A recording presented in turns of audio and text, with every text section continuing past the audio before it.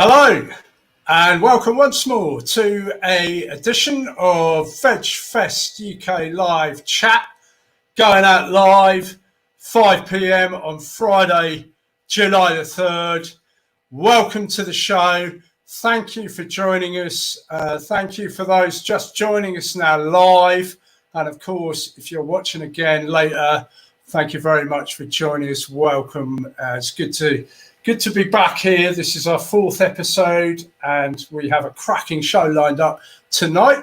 An hour or so of chat, lots of vegan products, lots of projects, quite a lot of news about our events, the Summerfest coming along, the new plant-powered expo that's been announced, the VegfestUK London online show too, some stuff about our trade show, some awesome guests, and of course, my co-presenter, who is my best friend right now, so supportive.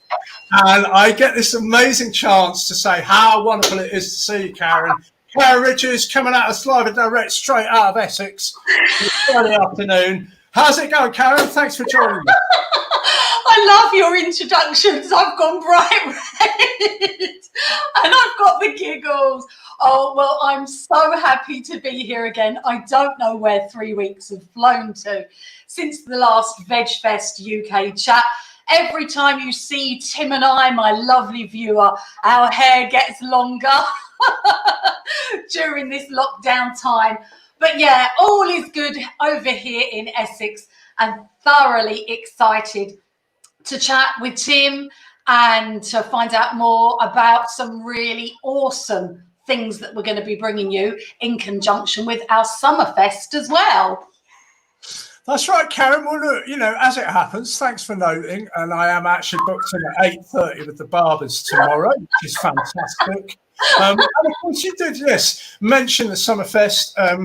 That is indeed dominating our sort of office at the moment, which is, like many of us working from home, of course, the new norm. But VegfestUK Summerfest online, and the big news is that we have gone today, this very day, live for registration for visitors to attend the event on the weekend and also to attend the Trade and Media show. So we've gone live for registration today. It's free to attend. And it's Summerfest. I can't wait. I can't wait. I think when we talked about it a few weeks ago, we had lovely sunshine and I just was such in the vibe. But the weather isn't great today. However, it doesn't matter because VegfestUK Summerfest online is, as it says on the tin, everything is going to be online. So we've got great chat, comedy, fitness, health, wonderful people, and you can be there for free as well.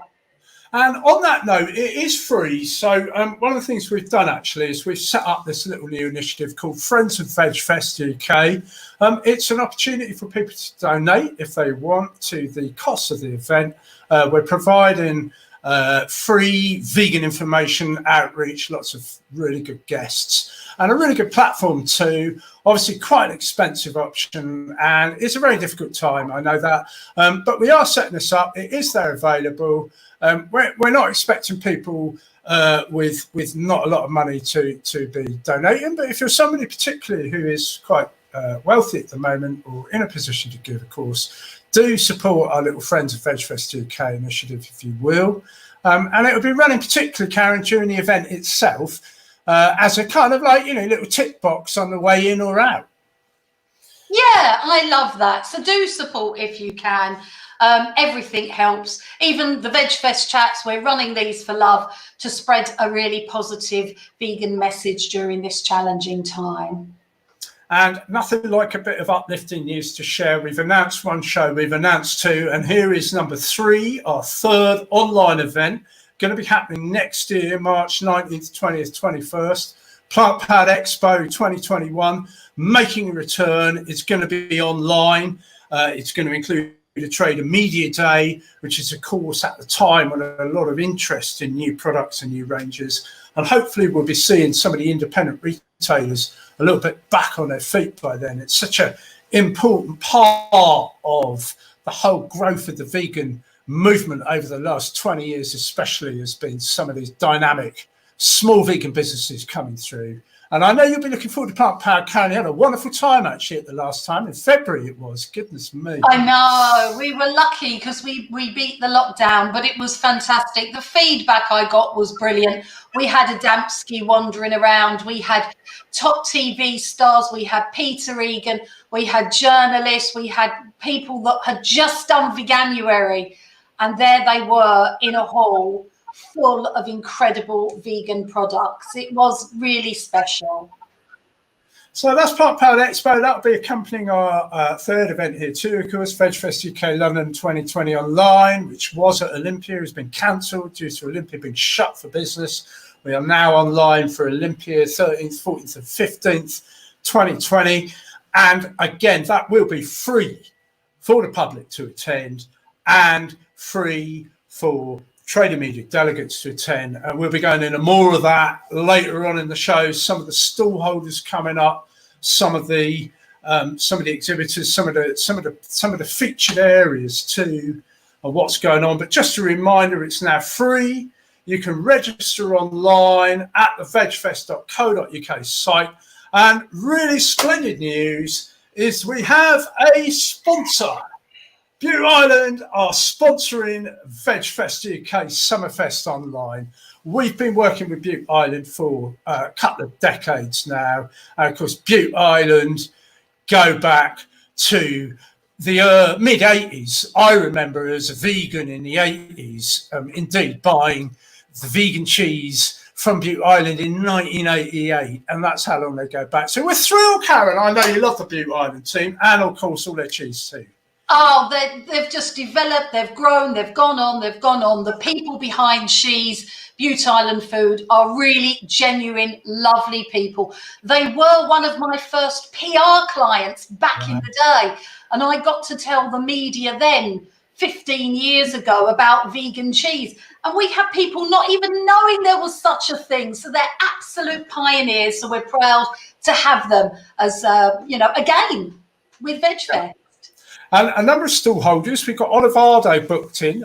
They're lovely. They do this really good range. They come from New Zealand. They're in Waitrose and a number of UK stores. So they're well distributed. Really good range of natural oils, including avocado, including olive, coconut, and I'm pretty sure all coming from New Zealand, cold pressed without chemicals. So a really good blends, and great to see a new brand at the Summerfest exhibiting for both Trade Day and the weekend.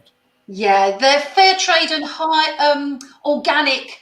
They are fair trade and organic, and that system that they use actually supports 1,350 farmers, and half of them are women. And they do operate from New Zealand and from Kenya as well. So that's a fantastic brand. And we've got another one here too, Vegan Tipples, coming at us from Edinburgh. Now, I think the vegan Tipples online mail order wine delivery has probably had a pretty reasonable business during the last three months, but it is fantastic to see the growth of these vegan alcohol delivery now, because of course, up until relatively recently, people didn't really realize about the amount of animal product that goes into alcohol. So there you go, vegan Tipples. And Karin, is that on your list? Are you going to be trying them? Absolutely. Their range is fantastic. I know the founder has been vegan for over 20 years. I did have a sneaky look, and they've got affordable wines, which are great, but they've got some rather expensive ones. So I think, great, if it's vegan friendly, you're supporting a vegan business, why not treat yourself? And it frustrates me like anything why wine isn't labelled as vegan. They've done all the hard work for you. And these guys, Better Nature, really tasty products as well. Yeah, brand new actually, Better Nature, just come on the plan. They've got sort of some really good, they're specialised in tempeh. I love tempeh. Tempeh originally from Indonesia. I came across tempeh in the 80s, again, when I was vegan and living out in Holland. There's a big influence there, of course, of Indonesian food and culture. And I know these people too. I've met the Better Nature team, and they're really, like many of our stallholders, exhibitors, are such a sweet pair of people here, such a sweet sort of family unit, and grown organically. and really keen to get this one out actually, because tempeh is such a wholesome food. It's such a good way because it's sort of fermented soybean, isn't it? And really strong flavours. And one of those innovative brands, as indeed this one too, Karin, this is Tweedy Clothing. They are a lovely new range. They're booked in for the Summerfest. You can come along for free and register as we speak. It's free to register. This event is going off in 6 weeks' time online. And Tweedy Clothing are amongst the exhibitors. Yeah, they've got a really nice feel about them. Lovely clothes that look nice and relaxing. I particularly have been drawn to some of their jewellery that I've seen, and it's all about being sustainable and ethical. I know the company pick their own materials, they design the clothes, and they are passionate about paying the people that make the clothes here in the UK a fair wage, which is, you know, it's really important, and it's something I don't think is discussed enough. But yeah, they look really good, and look forward to welcoming them to the festival. Yeah, they're going to be online too, and I know a lot of these people who do, including these ones do Humane Human. They do a lot of the events. Of course, all the events are shut, so this online option is becoming into its own, and it's something that we really want to, you know, get behind and really push out there. Humane Human, another very innovative brand, very, very clear messaging and lovely artwork. They really want to change stuff. They support, like a lot of the clothing companies, they have a charity donation thing going on, which is just so vital right now. And I know, of course, a lot of charities are really struggling right now, and I'm mindful of that. Obviously, we're going to be doing what we can to help support charities. It's not an easy option at the moment, but fair shout for these guys for what they're doing right now. Yeah, I like their designs as well. They are saying their hashtag, let me just make sure I've got it right, Get Loud, Save Lives is their hashtag if you want to do that. And I did notice they've got a sale on at the moment. So if you want a bargain and want to support a vegan company, I'm sure they would love your support. Well, look, there you go, Karin. That's a quick roundup of some of the people, some of the Summerfest, some of the stuff that's happening with VegFest.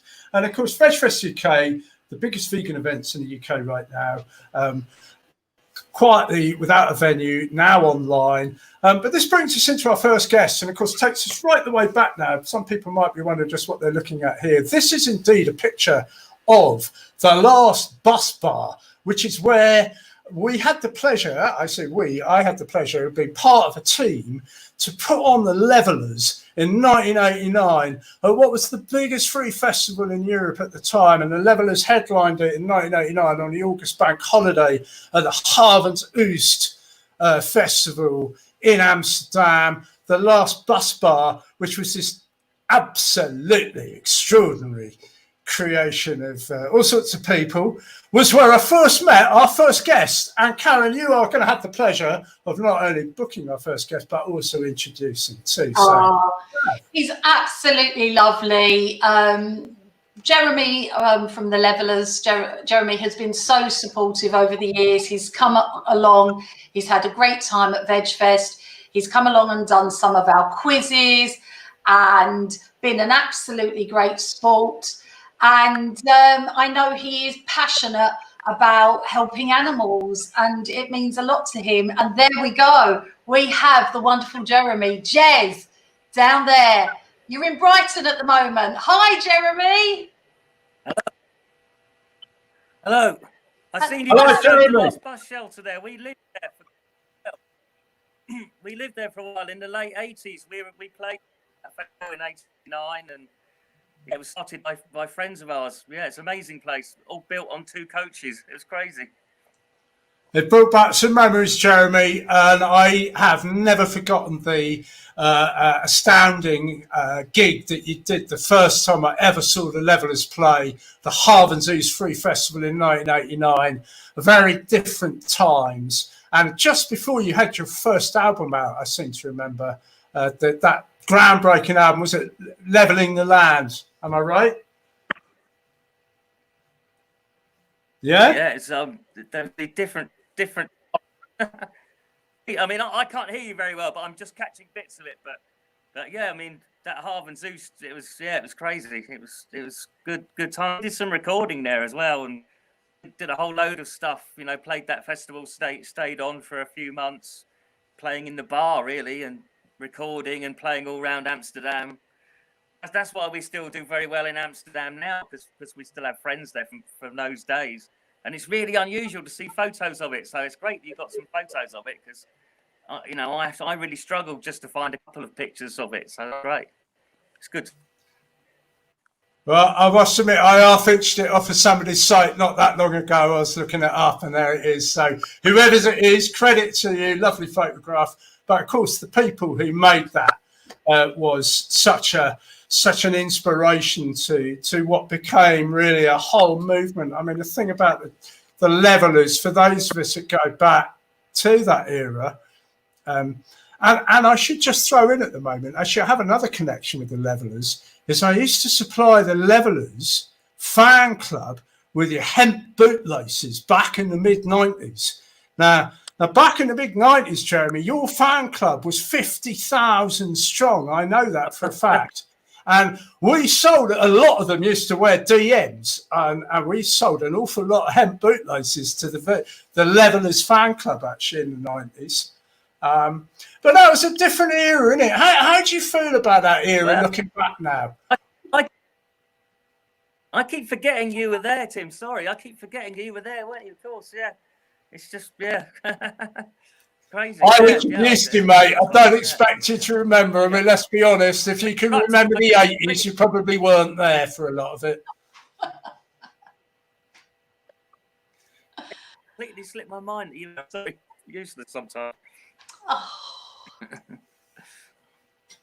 So, Jeremy, what's happening at the moment? You've got no. I think we've got a bit of a time delay. Yeah, we've got some technical problems, folks. Obviously, it's apparent. It's, I think what we might try and do is see if we can get Jeremy back in. We'll have a look at some of these slides and see if we can get Jeremy back in so that we can hear him properly. Yeah. So it's a bit unfortunate. We do have those technical problems. It's one of these things doing a live stream. It's very difficult somehow. I know how frustrating it is if you're trying to listen and you can't really hear what's going on. So whilst our colleague is just going to see if we can get back Jeremy. But Karin, you just tell us about the Levelers, you know, some of the things you remember about them. What's your memories of the Levelers that stand out, Jeremy especially? Well, apart from just such great feel-good music, as I said to Jeremy at the recent VegFest, to me, it's real music. It's not manufactured or put together. They're real people, real friends that are passionate about music. And one of my early memories of Jeremy was meeting him at actually a Sea Shepherd event. It was a small event, I think, for their main supporters and for press. And I just went up and said hello. I was really nervous. And he was absolutely lovely, as he always is, very supportive. And we chatted about his art, because Jeremy is an artist as well. And he donates a lot of his art to raise money for animals as well, which is wonderful. And we're just hoping, Jeremy, do you think that might be a better connection? Can you hear us okay? I can hear the odd word now. So yes, I do love my animals. Yeah, I've got my cat sitting here at the minute actually. So yes, I did bits and pieces. So yeah, just give it a go. Oh, lovely. Well, look, you've got some good news about your latest single. Maybe would you like to tell us all about that? Yeah, well, we got a new single just out today actually, called Generation Fear, which kind of plays into what's going on at the minute with the pandemic and everything, but it's mainly just it's about he kind of reacting with a kind of loss of community, and about how, you know, people are a bit, you know, people used to rely on their neighbours, but now we're scared of them, and it's just kind of bringing attention to that kind of thing. And Jeremy, how are you releasing music these days? Is this out on? Can you download it, or Can you buy it? I mean, I don't suppose it's out on vinyl these days. That's how I got my first Levellers album, on vinyl. Yeah, I mean, we release a lot of vinyl. Yeah, we're doing. Oh, wicked! We Well sell done. more vinyl than CDs these days. Ah. You know, and I'm happy with that because I mean, I do the work, so and it's a lot nicer doing artwork for a 12-inch than it is for a CD. You know, so I'm quite happy with that. And because we run our own label, we're completely DIY. You know, we can do that. We can put all the effort into the vinyl side of it. You know, we still do CDs and we do a lot of downloads as well, but vinyl is the main thing for us again. You know. So, Jeremy, I am aware that, you know, I've known you guys since the 80s. You're still together as an original 6-piece. That's correct. I'm right, I know. It's the original lineup still that's still playing and recording. We're still together after 32 years. It's crazy, isn't it? I mean, that must be unique. I don't know if there's other bands that there's one or two, but that is pretty unique. Do you have your musical differences and such like?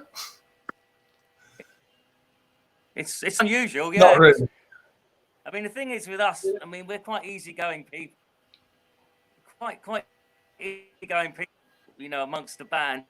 You know, really important. We're all kind of aware that the noise of the band is bigger than the sum of its parts. You know what I mean? That none of us could do this on our own, and you know that we need each other to do it. So that's kind of why we're still here. And you know, because we run as a co-op, we all get paid equally. So you know, we don't argue about money. So you know, that's pretty easy together, really. Fair shout. That makes. We're completely unemployable at doing anything else. Well, I got to say, like, I'm impressed, and it should note also, Jeremy, that although you are all together still, we did manage to tempt your singer Mark away to come and do his first solo gig at the Brighton Vegan Fair in 2009. So I think he pretty quickly went and joined the band again. Actually, we never left the band, but we did manage to tempt him after a little lunchtime session down the bar. I seem to remember myself and Longan managed to talk him into coming and doing our gig, and he did it in style. But it is fantastic to see you still out on the road, gigging and doing, you know, what I also believe before the lockdown and this awful, you know, virus, which hit so many of us so hard. You were doing a really fantastic kind of tour for the homeless, I believe, and an initiative. Tell us a little bit more about that. About the tour we were doing and the homeless charities. Yeah, that's right. I just caught a little bit. Yeah, I'm hoping that's what you. Yes. Yeah. Basically, we're doing quite a lot of work in Brighton with the Sussex Homeless Support, and Charlie, our drummer, and especially Charlie, our drummer, and Matt, our keyboard player, and they basically said, oh well, when we go on tour around Europe, especially in the UK, you know, we try doing it in every city we go to, basically out with the details of the we're playing at, giving out people the email of the nearest homeless support group, so people could donate to them. You know, over the internet. And we also asked people to bring in, you know, food and things to get to the gigs. And then we had the guys from the homeless support groups there with our T-shirt guys, just with information and collecting capital. I mean, because in Brighton, you know, where we live, like homelessness is like a terrible problem, and you know, and it's really, really obvious. And the thing is, a lot of us used to squat, but it doesn't seem to be that option anymore, you know. So we were quite with it, really. And we were just getting stuck in, like you said, and then the lockdown happened.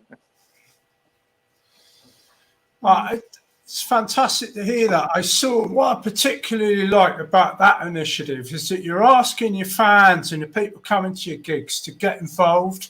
So this isn't just like kind of grandstanding or ally theatre or whatever, or some kind of grand gesture. This is really getting down grassroots, on the street, working with people, encouraging change, encouraging collective responsibility and looking out for each other. And what I love about that is that's how we had it in the 80s. That was a real big thing, not only in our kind of festival thing, but also in the vegan thing too. And there was a real sense of collectiveness. And I love what you do because it's tangible.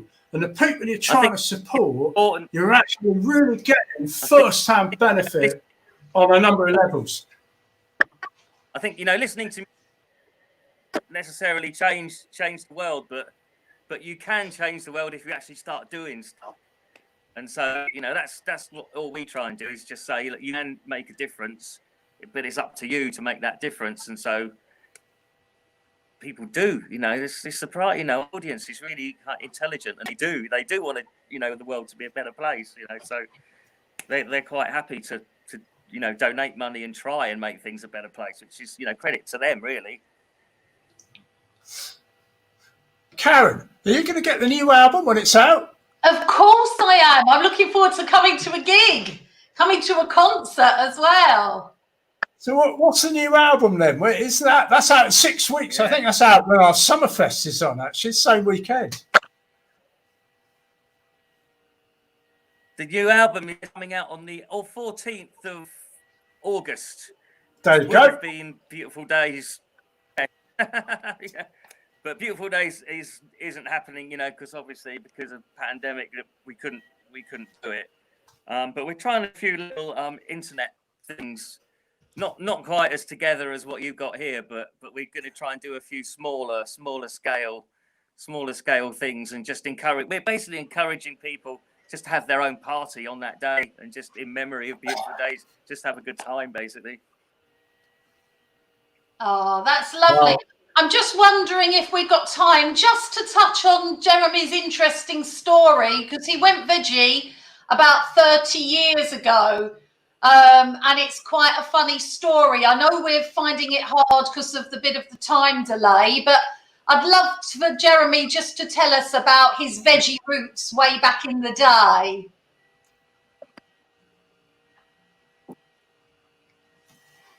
Who, me? Yes, you. I didn't really hear that other than back in the day. Yeah, tell us your interesting story about when you went veggie, when, you know, way back in the 80s.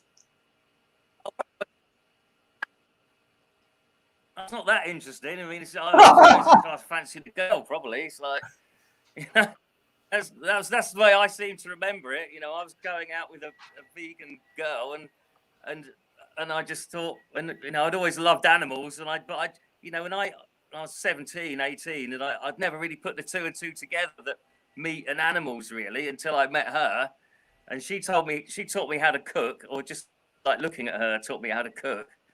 And I just felt so much better. You know, it felt like a weight had been lifted off of me.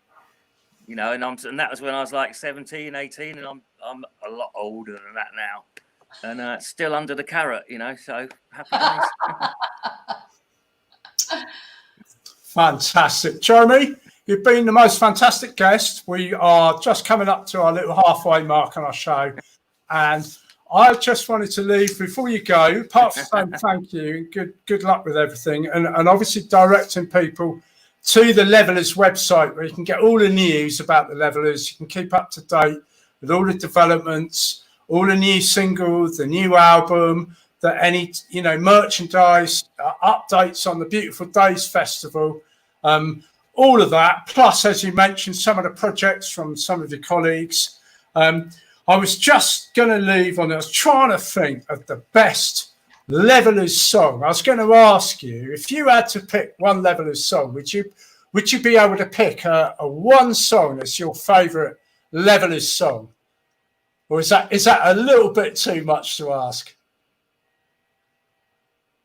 Oh, really sorry, I couldn't quite hear. What you want me to pick an album? Your favourite Levelers song. Yeah, you're going to share with us your favourite Levelers song.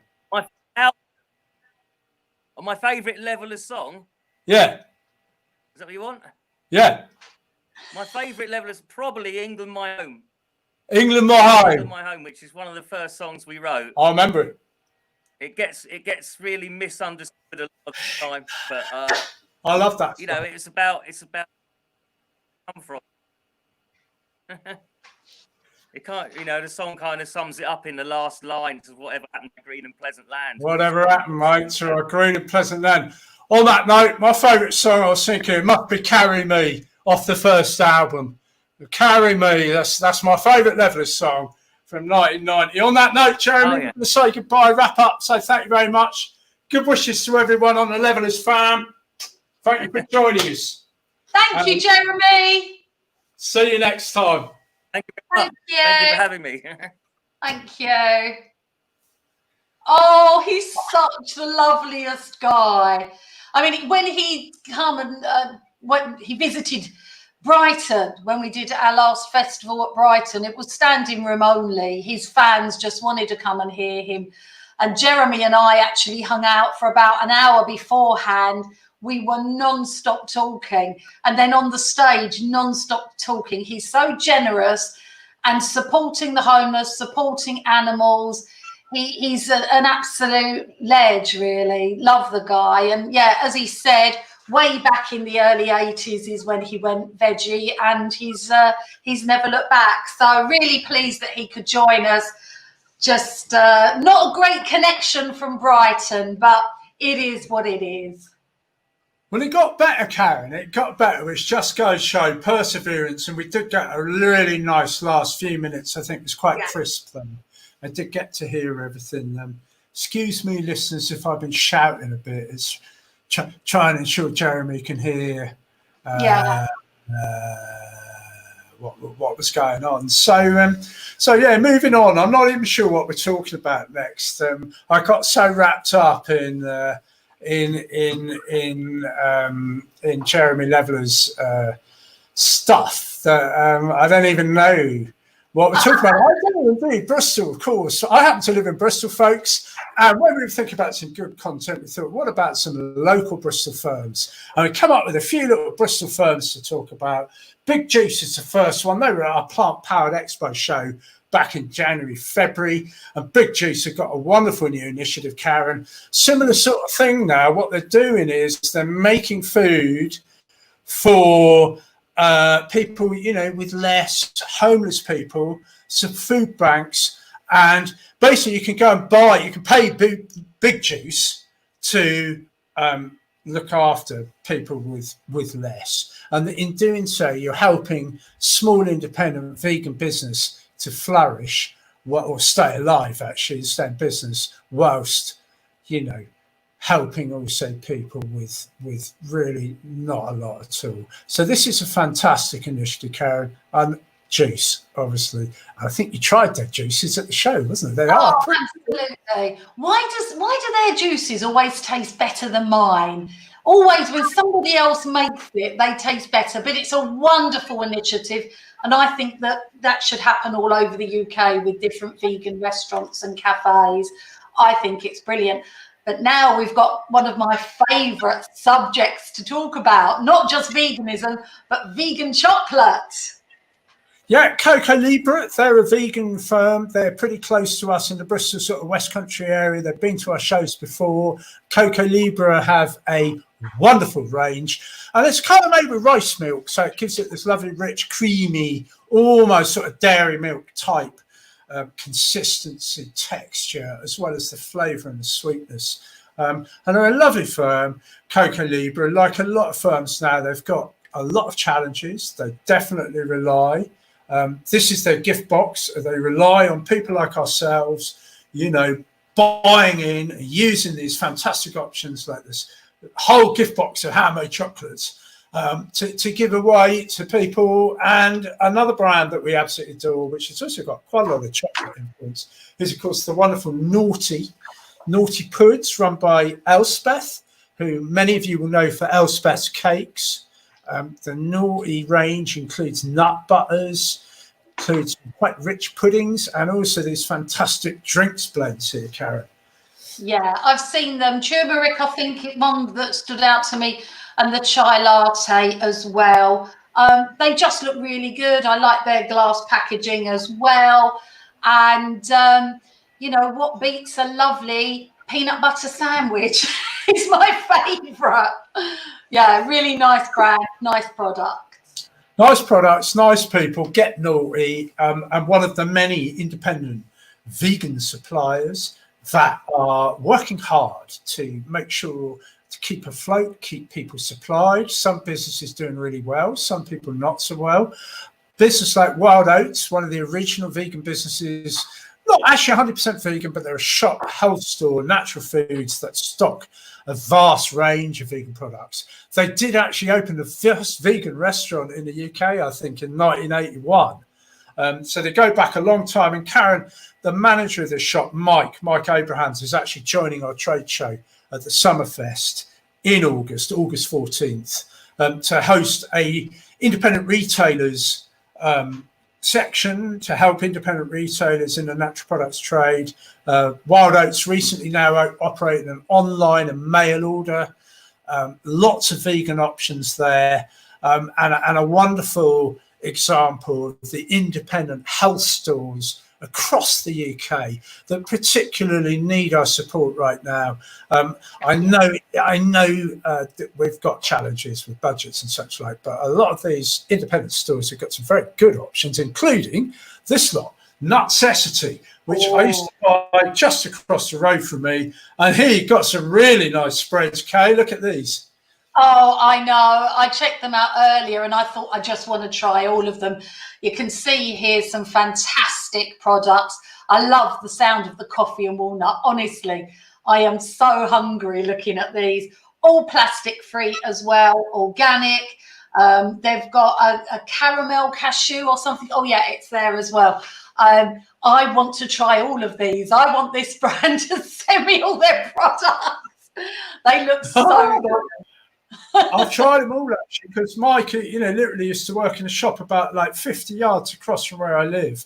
And as Cool and now gone out, branched out, he's been doing this for a while. He's doing really well with it. It's partly because they're fantastic products, but also because there's a great ethos and energy behind the brand. And that's what is so refreshing. And that's what we get so many of at the Summerfest, at the VegFest events. And obviously in all the fun and games at Summerfest, which is online, it's free. You can register now. Go to vegfest.co.uk/Summerfest online/visit. You'll be able to register for free. And of course, you will have a number of just truly awesome vegan, independent, small businesses, medium-sized businesses, and some quite big businesses too, all under one roof. And, visitors very welcome to come along and do some shopping. Yeah, it's going to be really exciting. It doesn't matter if you're just very new into being vegan, you've been vegan a while, or like Tim and I, you've been vegan for millions of years. There's always something to learn. There's new products, there's old favorites. You might want to be looking to buy gifts, products for yourself, just to learn more as well. And you learn a hell of a lot with these lovely guys, the Plant-Based Health Professionals UK. They blow my mind, Tim. I'm in awe of these guys, aren't you? Yeah, I mean, these guys are doing a featured area at the Summerfest. So we're just coming on to a few different features now. So not only the exhibitors, but obviously a lot of information.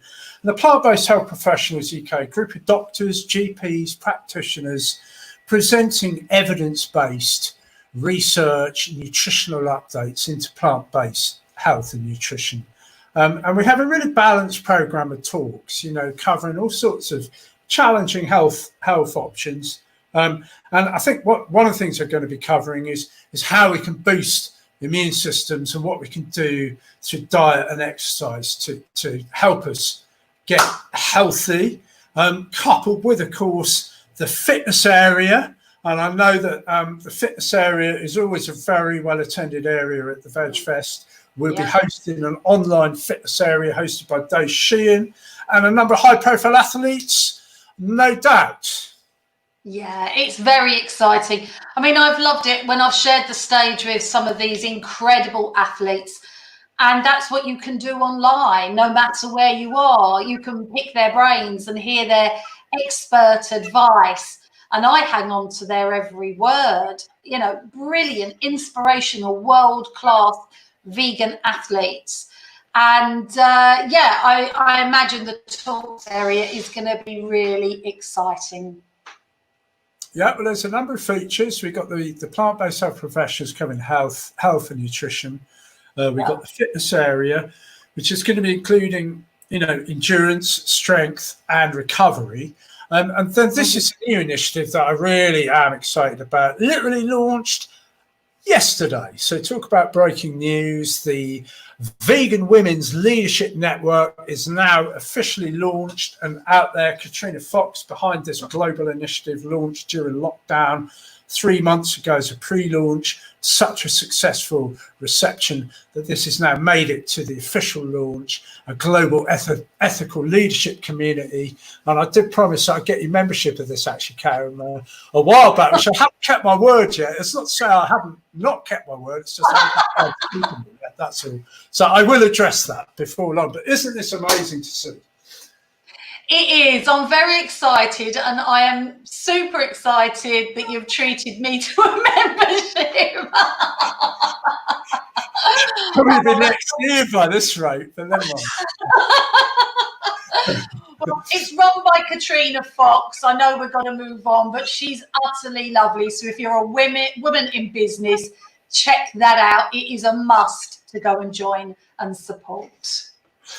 One of the things I love about the online option, Karin, is it's really inclusive. We can invite people who are excluded from shows quite often, so people with disabilities or mobility issues, people with perhaps childcare or animal care or dependency, logistics, location, all sorts of reasons, perhaps don't like crowds, spaces, budget issues. They can come along and join this event, but also so can people who are new to veganism. And this is what I love, because it's free to attend. You don't have to make any special plans. You can just drop in. And we've got this wonderful area now dedicated to helping new vegan support, basically. It's got all the stuff there, you've got people there. And I think you love this, don't you? I'm sure you'll be dropping in, actually. Oh, gosh, absolutely. And if ever I can give some support, as I say, I've been vegan, I don't know, over 20 years, 25 years, but I'm learning every day. Still learn every day. It's fantastic. So lots of features, Kay. We've been talking quite a lot about Summerfest, and the registration is open. VegFest Trade UK online is also open now. And this is important because this is basically a chance for independent small vegan businesses, medium-sized businesses, and some big ones to join together with independent health stores, catering, hospitality, especially for free for attendings. Obviously, it costs a little bit to exhibit, but pretty cheap actually compared with trade shows generally. No extra costs. So this is a fantastic option. And of course, you were part of the trade show we did 3 years ago, a groundbreaking first European vegan trade show. So there you go. Look, we've been chatting away enough about our shows. I'm sure some of you have had quite enough of me banging on about our shows, but it's just to reiterate that they're open. I'm so excited because they're open for registration at last. Everybody can come and register. We've had hundreds of people register today.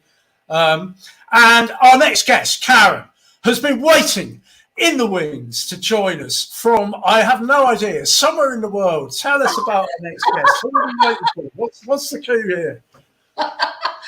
Well, he'll have to spill the beans, but I've got to say, I think that we have probably one of the best vegan speakers on the planet joining us now. I hang on to his every word.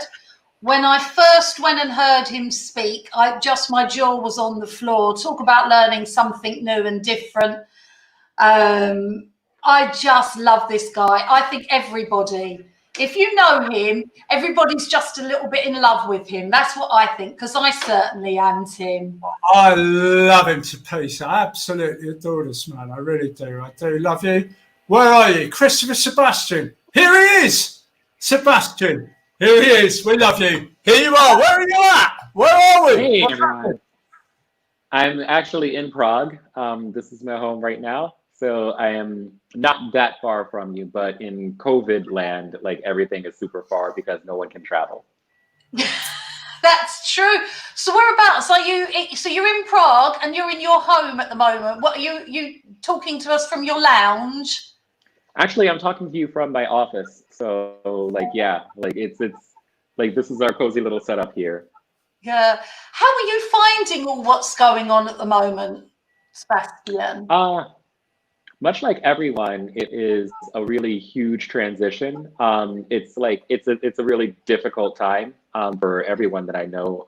But it's also a time where like most of us really find ourselves. And like yeah, like you know we're all doing things a little bit differently now. It's forced us to become more creative and more resourceful in the ways that we connect with each other. Lovely. Tim, would you like to ask Christopher Sebastian something, or should we just sit there and just listen and hang on to what he says? It is great to see you, Sebastian. I know you've been working hard quietly away. It's like you say, a really incredibly changing times, transition for a lot of people, a lot of soul searching, a lot of finding yourself, and a lot of rebalancing going on. But some incredible social change too. We're seeing whole changes in things going on. Hopefully, they're going to come out. How do you feel right now? Do you feel pretty positive and upbeat, or do you feel a bit mixed, or where's your mood right now? What are you saying?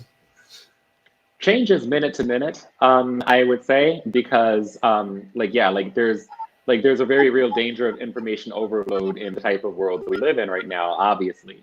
And yeah, like, you know, you try to balance all of the really great things that are going on with all of the really scary things that are going on. Like, we're living in a very politically polarized universe at this time. Obviously, there is a lot of civil unrest in the United States, which is my home. And like, you know, you see all of these like really inspiring international protests that are taking place. Like, again, not just in all 50 states, but they've spread to 18 countries around the world. And we're having like a truly global conversation right now about justice for like human communities and civil rights that like has not happened in like a way that we've seen in the 21st century. And like, so yes, that's really inspiring, but it's also against the backdrop of a pandemic that's taken so many lives and like has caused a lot of us to reevaluate like, you know, the way that we live, the way that we connect with one another, the way that we like connect with the natural world. And yeah, so there's so many like mixed things that are going on right now. I think that sums it up. It is very up and down for people. There's such a contradiction sometimes in what's going on, and you know, it's hard to know what to believe. I think one of the things that I found, I must say, I found that, you know, your own work has been great, is that you've had some very steady kind of guidance for people, and that you've come out with some quality. Not much quantity. There's been reticent, I've noticed, for a man who's usually very, very, very outcoming. And what I found is that actually your work recently has been so succinct that it's been almost like a revelation, because it takes so much to condense a lifetime's worth of knowledge and experience into a few words that can really help people.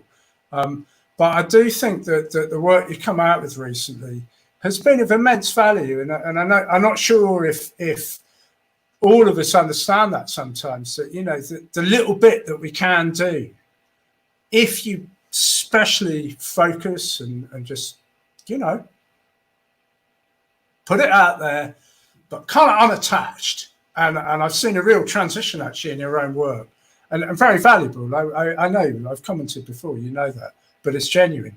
And there's a reason for that. It's because people like myself can use your work to help do some of this work that needs doing without really, you know, we almost pass it off as our own. I know, shocking, isn't it? Sometimes you feel like it's like, that is the secret, though, of good leadership, in my opinion, is that people can take on board information and almost transfer it as if it's their own.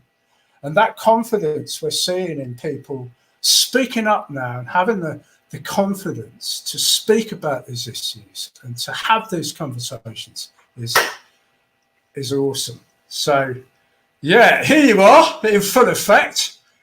And what else are you doing at the moment? I know you do a lot of stuff, Sebastian. What else is going on in your world apart from some of the work you are doing on your Facebook page and such?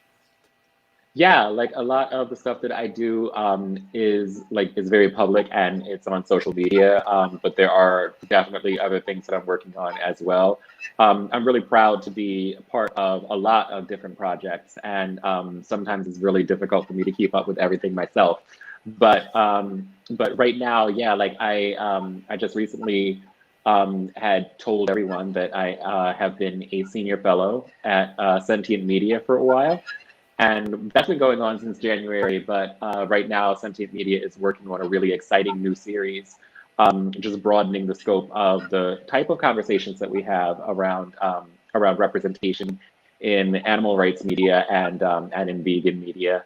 I also am in conversations with a bunch of wonderful people conducting different types of research, getting projects off the ground out there. I'm just I'm overwhelmed with all of these really amazing opportunities that have emerged in the past couple of months, and some opportunities that I have just had on the shelf for ages and never gotten around to until COVID has forced me to sit my butt still in one place and work on them. Writing opportunities that have come up. I'm just I'm really grateful for all of it, and I'm really grateful for the community of people that we have right here. Oh, that's wonderful. I mean, we've got some really great slides going across. Tell us about this one. This actually, if I recall, this was a photo from last year or the year before. I actually recorded an interview with the BBC with Jay Brave, but because it was in the middle of a snowstorm, there was an absolute blizzard going down, and so I wasn't able to travel to be live in the studio with Jay in London. So I had to do I had to do the interview from the studio here in Prague at Český rozhlas. So yeah, because the BBC actually has a satellite studio here, and that was a good time. This actually, the photo that is up right now, that is from NARN, National Animal Rights Day, in June, I think 2016, 2017. Really warm day, actually out at Union Square Park in New York City. So many good memories of times when I was not stuck in one place. But yeah, those are definitely good times. But actually, again, you know what, with COVID, you take the good with the bad, because not being able to travel has really exposed all of us globally to the enormous impact that air travel has ecologically. And so, the good folks at Zoom and at Skype and all of the other platforms that we're using to connect with each other now, they are absolutely they're the real MVPs right now, because no one can go to places and do things live anymore. And I'm really glad that people are able to actually get this opportunity in the midst of something that is really tragic and devastating, at the same time to step back and see that holy smokes, what we're doing to the planet as well is something that we really need to look at more critically. And I hope that most of us can can actually say to ourselves, is this trip entirely necessary? Is it something that I need to do right now?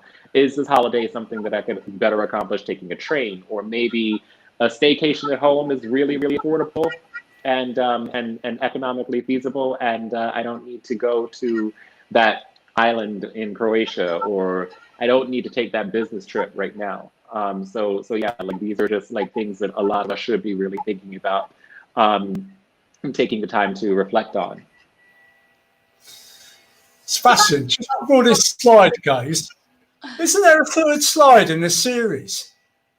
Oh, there probably is. Did something happen after this slide?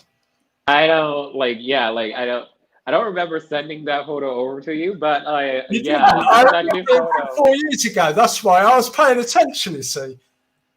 This was this is actually at this is actually at an animal sanctuary in New Jersey, and like I actually got an opportunity to meet this wonderful calf up close and in person, and he just kind of wandered over to me. His name is Jackson, by the way, but yeah, like Jackson had just kind of wandered over to me, taking a little curiosity to me, sniffed the back of my hair, and then he got really close. Like I saw it. Very intimate. I thought I'd just, mention that one just in passing. And Yeah. in case anyone had forgotten, it's a private joke. But never mind. This is the VGN News channel, which has been inspiration. Of course, I know you do this with your partner, Tom. Tom's been fantastic with a lot of this work. Well done, Tom, if you're watching. Fair shout. We've been some fantastic creative content, especially on Twitter and Facebook. Brilliant. Karin, I know you're a big fan of VGN, isn't it? It's a great news channel. Yeah, it's fantastic. And I mean, I'd like to know your plans for this, Sebastian, as well. But I also want to bring you back to, you've made incredible changes in so many people's lives. I've heard you speak. You've blown me away. We've shared the stage. You even come on my radio show. And I thought, I've got to get you live in the studio. I would just want to bring you back. What was that moment that changed your life that you thought to yourself, I've got to be vegan? There are it's always an interesting question because there's the moment that you actually make a conscious decision to go vegan, but then there's also you think and reflect on all of the moments that came before that probably led to that decision. My moment was when I had read the book Skinny Bitch, I think in 2004. Yeah, an incredibly feminist introduction to veganism, of course, right? But I thought that I was picking up a diet book, and I was returning from a business trip, and I said right then, this looks like something that's really popular right now. I think it was at the top of the New York Times bestseller list, and so I said, well, yeah, I'm coming back from a business trip. I've been eating terribly. Let's see what these people have to say. And by the time you get to chapter 3, then it's oh, boom, they slam you right into the middle of of what slaughterhouses are like and the realities of animal exploitation and concentrated animal feeding operations. It's just it was just a horror show. And so I finished the book and I just said right then, I'm definitely going to be vegan. But it's never just that one moment, is it? It's right, in reflecting about it, it's I remember meeting vegans and having all of the conversations with people that are couched in our defensiveness before then. Actually, I had run down someone in a vegan restaurant that that I had met a couple of years before. He didn't remember me, but I absolutely remembered him, and I just have this whole long apologetic conversation about what a piece of garbage I was. Because of course when people are talking and it's this is you have all of the familiar defenses that are queued up in your head, and and I used every one of them, I'm certain.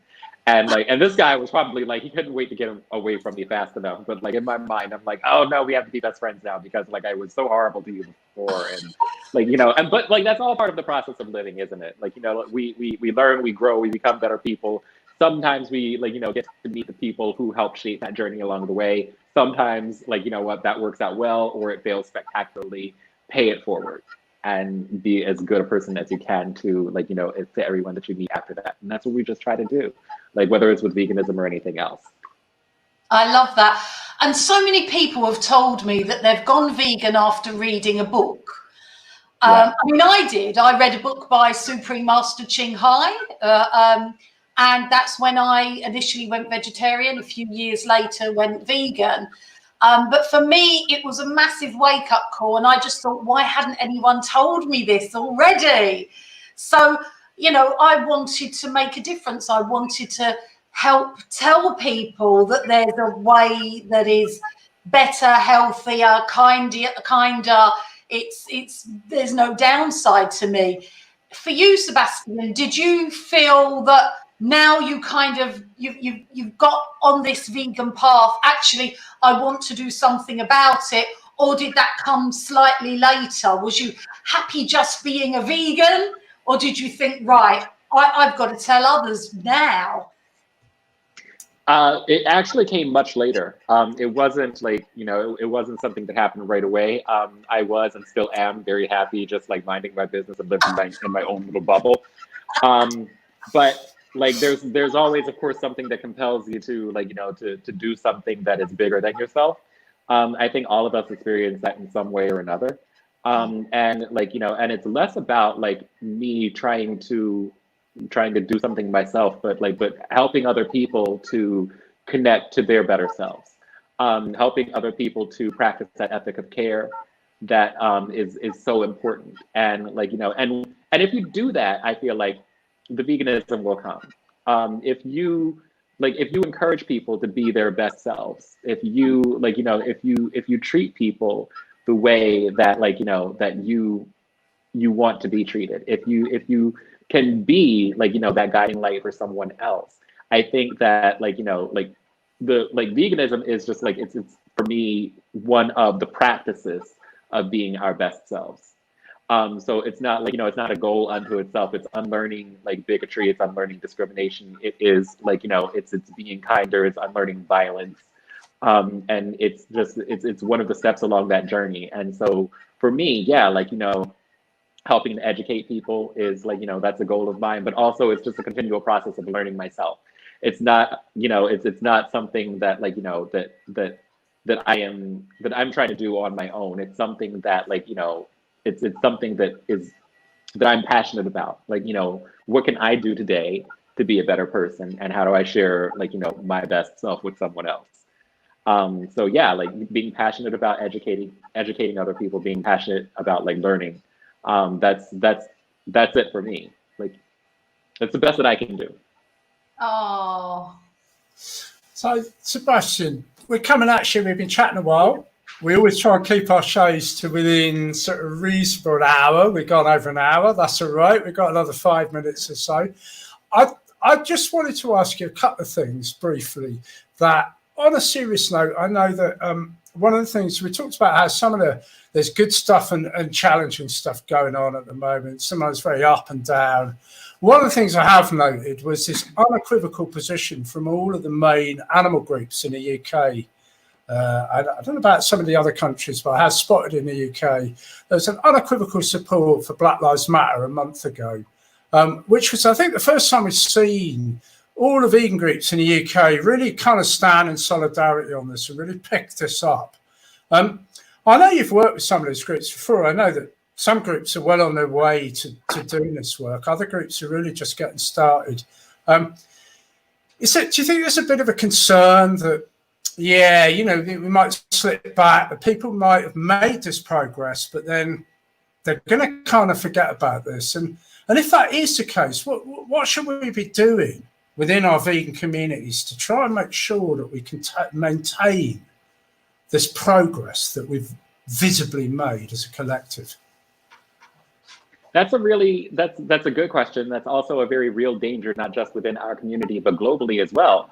Right now, like I said, we're living in a remarkable time of political campaigning that we haven't previously seen, at least not in this way in the 21st century. And I think there are obviously a couple of reasons for that. But the question becomes, how do we maintain this momentum? How do we not lose all of the gains or stagnate in some ways from where we have been? And there's no one easy answer to that question. But one of the things that we absolutely must do is hold ourselves accountable and hold the people who are leaders in our community accountable as well. All of these organizations and all of these individuals have pledged their support and in many ways signified their solidarity. And so but what's beautiful is that this is the internet. We have a record of it now. And so in 3 months' time, and so in 6 months' time, or a year's time, we go back and we ask, what, where has this solidarity gone? Has it gone anywhere? Has it gone to another level, or were we just grandstanding, or were we just having a moment? where we just kind of congratulate ourselves and like, you know, and feel good about ourselves. Like, is this performative or is this going to be like lasting progress? That accountability is like one of the most important factors. And like, you know, and because we have that record, we can go back and say, hey, this is what you said in June of 2020. This is like, you know, this is the way of being that you said that you committed to. Like, are you still committed to it? Or was that just like, you know, was that just for show? We'll find out. We'll find out. And you know, look, that's really honest, because the truth is, I know from experience, it is tough to keep. You know, you make a position and then you've got to keep working at it, and it is easy to slip back and just think, oh, you know what, this isn't my problem anymore, and to keep reminding yourself. For people, especially for Karin and myself, we need to remind ourselves, especially that, you know, this work's got to carry on, and it's not something you can just dip in and out of when you feel like it. You've got to keep showing up, keep showing solidarity, and every day be accountable to yourself at a minimum. And that's what I would suggest to anybody listening, is just literally just ask yourself that. Can I do a little bit better today? Am I really here or not? And keep listening and keep following. And that's where I think you come into your own right now, is you're the trustworthy source for people like myself and Karin to actually listen to. And you're not the only one, I know that, of course not. We have a multitude of great voices coming through that have really come into prominence. But I do, and I want to just say that I'm deeply grateful for your work and being able to actually sit back and shut up and listen a bit and take on board, and then really learn that actually, you know what, it's this, yeah, let's prioritize a different voice from the mainstream narrative. Let's hear these voices. And what Wiley and Nadia are doing in Brooklyn with Black Veg Fest is, you know, and now what you know, Katrina's doing with the Women's Leaders Network and some of the platforms that are emerging. This is the work. I just think it's incredible, and I just say thank you for doing the work. And but thank you. Let's like, do this is the most important. You know, let's do some more work. Like, being able to do the work is actually important in and of itself. Like, because we're only able to do as much as we can within our limits. We rely on other people to work with us. We rely on people like you and Karin giving us a platform where our voices can be amplified. So it's a relationship that gives back to each other. And and when we recognize that, the importance of that relationship, it continues to grow. The solidarity becomes infectious. Maybe not the best word to use in the time of COVID. But it's true. But really, it's such a fantastic thing. It's like, people, get on it. It's like, get over your fragility. Yeah. Get on it. It's just such a good thing. You know, we can really do this. I believe, and we really can. And there's so much to be learned from other people. If I had this conversation 5 years ago, I would have said that it feels like a very lonely place. And today, in 2020, it feels significantly less lonely. Like you said, there are so many voices out there, and it's like we're actually doing it. And I feel we're in a place where backsliding into complacency is something that is almost impossible to do without a tremendous amount of effort. We're actually working together in a really powerful and I think sustainable way. Sebastian, we're going to wrap up on that note. Powerful, sustainable, big love, big thanks. Karin, what can we say? Thank you. We love you. Let's do this. Get a haircut, you hippie. I see your COVID cut, Tim. Unless you're going to grow it long like mine. I'm in 8:30 tomorrow with Patrizio, even though they've just won the league and I don't really want to sit and listen to the football banter. In fact, I have warned them that football banter is banned in the shop for social distancing reasons. So, Sebastian, we can't wait to see you again. Thank you for joining us. And thank you very much. Good luck with everything. We'll keep in touch with VGN News if you want to tune in, VGN News, and you can go from there. And thank you very much. That's it. Karin, we're going to wrap up now. We're nearly done. Oh, he's gone. Um, Just love Christopher Sebastian. I just wanted to sit there and listen to everything, and I would have been happy to carry on for the next 3 hours, Tim. Just listening to Christopher Sebastian. You know, there's some great stuff. And Karin, I remember you and me going to, you know, this time 4 years ago, actually, in June, we went up to London. We both travelled to London to go to a talk, Sebastian's first talk. And it was just, you know, we were all in tears. We were just all crying. It was fantastic. Shamelessly, too. We just sat there with tears and just all of us in the room crying because we were so moved. Yeah. You know, it's and I do, and I know. I say this again, that, you know, this position of privilege where you can dip in and out of these things. Real solidarity is a really challenging thing for people like ourselves to learn. You know, you've got to grow from being an ally to an accomplice, and it's a challenge. But I heartily recommend that, you know, you get on it, because the more hands get behind it, the more people do this work, the quicker we can undo all of this stuff. So, Karin, here we go. What's next? Oh my goodness! More love heart signs. Oh, is this next? Our next show? Is this who you got lined up? 3 weeks again, and it will fly by. Remember, you can watch all of them by going to the VegFest website as well. Our coming guests: Peter Egan, voice for the animals, an utterly brilliant actor. I love Peter. He is so supportive. He is so wonderful. Just the nicest guy. So I cannot wait for you and I to hang out with him again. And the incredible Juliet Galatly, who I fell in love with nearly 30 years ago, when I saw her in a magazine called Vegetarian Living, and I thought to myself, I'm not alone. And yeah, she's absolutely rocked the world, an inspiration of mine for many years. And we get to hang out again in 3 weeks, Tim, with some really cool people. How wonderful is that? Karin, it's amazing. And honestly, I really am grateful for you. You get the guests in. All credit to you. And to get Peter Egan, who's proper godfather, really, of the vegan thing, isn't he? Yeah. Proper old school, with the emphasis on the school, not the old, because, you know, the youth and energy and vivacity and dedication and just the enthusiasm that comes from Peter, and the eloquence and the knowledge and the wisdom and experience, all these beautiful characteristics, it's just really inspiring a lot of people. And of course, Juliet Galatly has just been this powerhouse, the stamina, the energy, the commitment, the success, the leadership, the inspiration. I mean, Juliet has just been so seized the moment. And this is what we're seeing, is some real people, just like, you know, our previous guest there, Sebastian, just seizing this moment. And Jeremy Levelers and the Levelers taking that on, that mantle of let's do it, let's show us. How do we look after people? Let's do it together.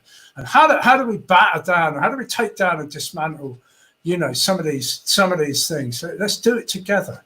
And how do we, you know, get rid of speciesism and overcome this? It's just, let's do it together.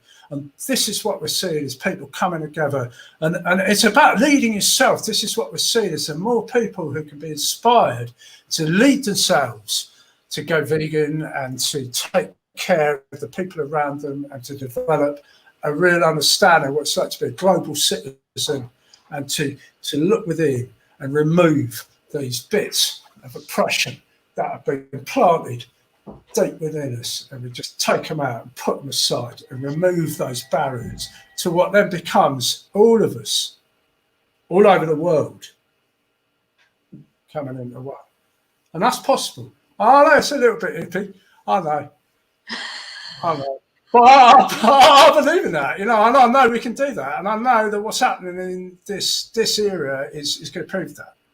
And if we pay attention and do the work, I believe that we can have a world where we don't have animals being killed and used like we are, and we don't have black people being killed on the streets. We don't have women being put down all over the world, and we don't have trans people not recognised for who they are, We don't have those problems of ageism and ableism, because we've come over these problems. We've got to grips with homophobia, and we've got to grips with it, and we got rid of it. We got through this. We got rid of speciesism. Karin, I've been babbling on for a little bit. I better shut up.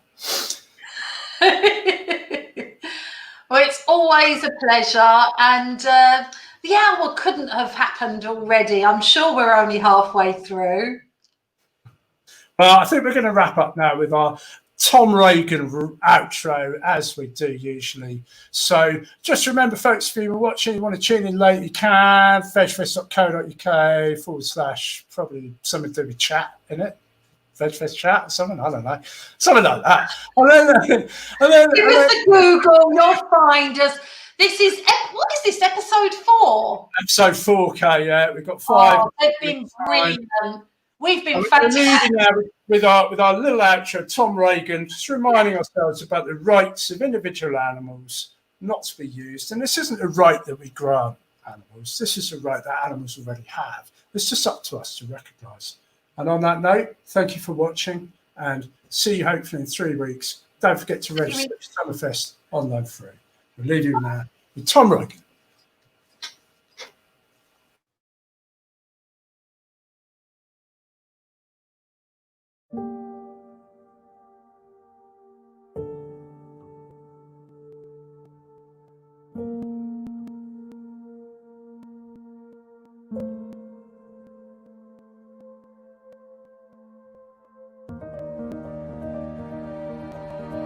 My wife Nancy and I were active in the anti-war movement during the Vietnam period.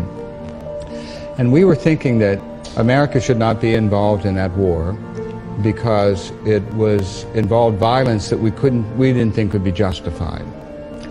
And during that period we thought about other aspects of our life that might involve violence.